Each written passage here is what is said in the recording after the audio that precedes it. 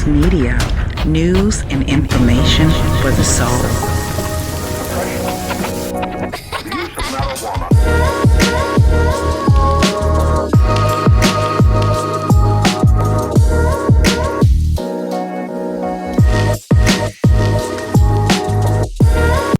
Please subscribe to Rainy Box Media, like and share your views in the comments section. Thank you.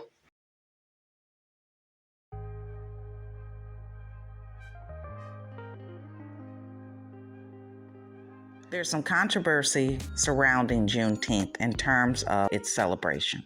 Even though Black people were freed through the Emancipation Proclamation in 1862, there were a lot of Black people that did not get word of it, namely Galveston, Texas, where the Union soldiers came in on June 19, 1865, and announced 2 years later, after the Emancipation Proclamation, that they were free. With that said, thereafter, Texas has always celebrated it as Juneteenth. Going forward, many cities around the country celebrated Juneteenth from north to south. We were not free in 1776. 1776 is when America won the war against Great Britain and freed themselves from the monarch. Even though to this day, there are a lot of Black people that may argue, I don't know, whether or not they're going to celebrate Juneteenth or not, but they'll celebrate the 4th of July that represents 1776. Black people were not free in 1776. That was almost 100 years before Black people were free in 1863, signed by Lincoln September 22nd in 1862, which is the Emancipation. So there should be no question as to why you should celebrate Juneteenth, because you were not free in 1776, July 4th. I'm going to play for you what the White House answered by a reporter who questioned what were they going to do about reparations. Take a listen in.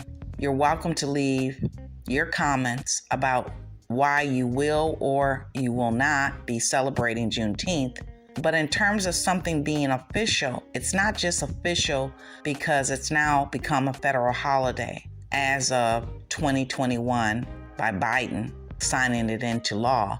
But it's always been a holiday that Black people celebrated before it was ever a federal government holiday. So take a listen to this reporter asking the question to the White House press secretary about reparations.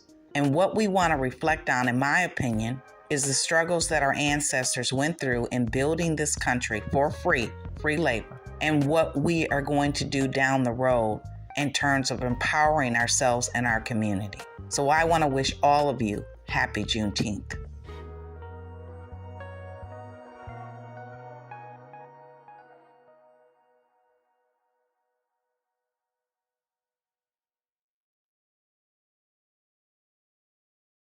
The issue of reparations continues to be something that is being parsed out on the other side of Pennsylvania Avenue. And with that said, the late John Conyers started with, a study. Now you have Congresswoman Bush not just asking for a study, but she's creating a resolution to push forward on reparations. What does this White House believe when it comes to this controversial issue of repairing a wrong for the descendants of Africans in this nation? So look, as you mentioned, Juneteenth, there was a concert here yesterday, and we saw how powerful and how moved the president was by the concert and by kind of the story that was laid out through the concert about Juneteenth and how important that moment was. Opal, as you know, was here, and it's always moving to hear her and to see her. And as you know, the president signed Juneteenth to be the most recent holiday about 2 years ago. So I think that shows from that action. I'll give you more. I think that shows from that action how important the president thinks this moment is, how important he thinks that it is important to continue to lift up the African American community, and he'll continue to do so. As it relates to reparations, I saw just moments ago Cori Bush's resolution. We haven't reviewed the proposal yet. It's a new proposal, so we'll take a look at it. So I can't comment on that specifically. But the president has been really clear as it relates to reparation. He wants to see a study of reparations and studying the continuing impacts of slavery. He believes that is incredibly important. After the study, if the study concludes what many